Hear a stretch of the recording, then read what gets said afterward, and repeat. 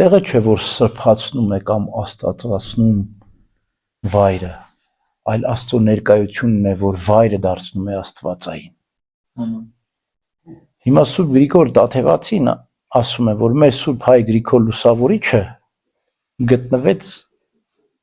մահապարտների գուբում, խոր վիրապում, որտեղ կարիճներն էին, օձերն էին, որտեղ մահապարտներն են գցվում եւ երկար չեն ապրում։ Իսկ Սուրբ Գրիգոր Լուսավորիչը իր վարդապետության մեջ ասում է, որ որևէ թագավոր իր փառքի, ճոխության ու ուրախության մեջ այնպիսի երջանկություն չի վայելել, ինչպես ես կարիճների ու ворթերի մեջ, ինչպես ես թունավոր զեռունների մեջ, որևէ մեկ այնպիսի երջանկություն չի վայել, ինչպես ես։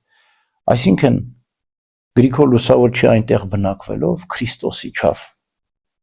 եւ խոր վիրապը դարձավ երկինք։ Հիմա նույն կերպ Աստծո համար փառք դռներ չկան, Քրիստոս